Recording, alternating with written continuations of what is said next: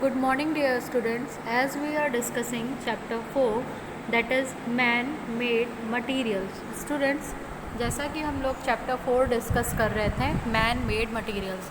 Here we have seen that how the man-made materials are made, or what are the man-made materials. In these category, we have seen that there are plastics, there are synthetic fibers. There are so many substances which are man-made and which we use in day-to-day life. Okay. Students, हमने देखा कि कैसे कई substance हैं जो man made materials हैं जिन्हें हम डे टू डे लाइफ में यूज़ करते हैं, जैसे प्लास्टिक हो गई, ग्लास हो गई, या फिर हम उन्हें सिंथेटिक फाइबर्स के रूप में देखते हैं. So now we are going to discuss about the exercise. अब हम लोग स्टूडेंट्स एक्सरसाइज पे जाएंगे. So firstly we will discuss about long answer type question. सबसे पहले हम बात करेंगे लॉन्ग आंसर टाइप क्वेश्चंस की. So here students, question 1 is what is the need of storage of grains and how is it possible. Students, question is asking कि क्या need है कि हम ग्रेन्स को स्टोर करें, क्यों ग्रेन को स्टोर करना चाहिए और इसकी स्टोरेज पॉसिबल कैसे हो पाती है. So students, the very basic need of storage of grain is that the population explosion is there. Population explosion हो रहा है, पॉपुलेशन में मल्टीपल नंबरिंग में इंक्रीज़ हो रहा है and it is resulting in huge consumption of food, जिसकी वजह से फूड का कंजप्शन जो है वो बहुत ज़्यादा बढ़ गया है. So it is necessary to store the crops and grains for use in future. इसी वजह से इन स्टोर जो क्रॉप्स हैं या ग्रेन्स हैं, इनकी स्टोरेज इंपॉर्टेंट होती है कि हम इन्हें फ्यूचर में यूज़ कर सकें. नाउ स्टूडेंट्स, ये पॉसिबल कैसे होता है. So it is possible by keeping grains in cold storage. जब हम इन ग्रेन्स को कोल्ड स्टोरेज में रखते हैं, उस वे में ये पॉसिबल हो पाता है कि इनको हम स्टोर कर पाएँ. Okay student, these are basically stored in store houses. Okay, and basic what happens here, the grains should be cured from insects, rats, rain, fungi. So in these cold storage houses, the grains are kept away from the insects, rats, etc. Okay, and some of the time insecticides and germicides are also used.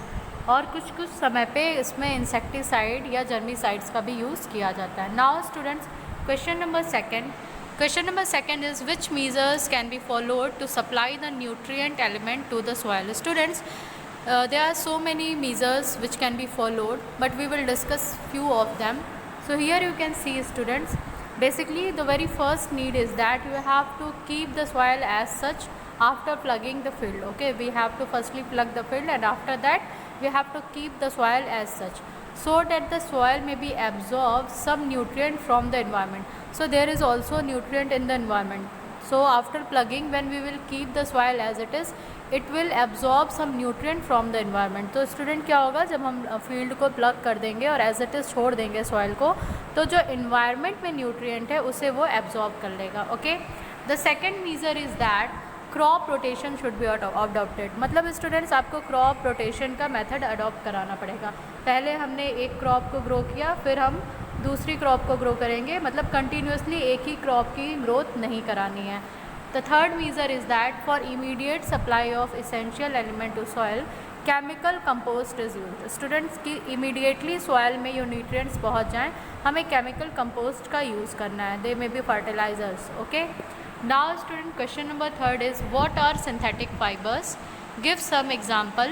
Write the properties of clothes made of synthetic fiber. हमें बताना है students कि synthetic fibres क्या होते हैं, इनका कुछ examples बताना है और इनकी कुछ प्रॉपर्टी. तो students, synthetic fibres are man made fibres. ये मैन मेड फाइबर्स होते हैं which are form by chemical substances, जिनको केमिकल सब्सटेंस के द्वारा बनाया जाता है. For example like terylene, rayon, nylon, polyester etcetera. इसके एग्जाम्पल हैं जैसे कि टेरिलीन, रेयॉन, नाइलॉन या polyester. Student, talking about their properties, so these clothes are more attractive. ये जो क्लोथ्स होते हैं जो सिंथेटिक फाइबर्स से बनाए जाते हैं, they are more attractive, they are stronger and more durable. इनकी जो ड्यूरेबिलिटी होती है वो बहुत ज़्यादा होती है, ये बहुत जल्दी सूख जाते हैं. And the clothes do not gate wrinkles. इसमें जो रिंकल्स होते हैं वो नहीं आते. ठीक है, जो कपड़ों में सिकुड़न आ जाती है वो इसमें नहीं आती है. So this is all about today's lecture. In our next lecture we will be discussing about some more questions of long answer type category. Thank you class.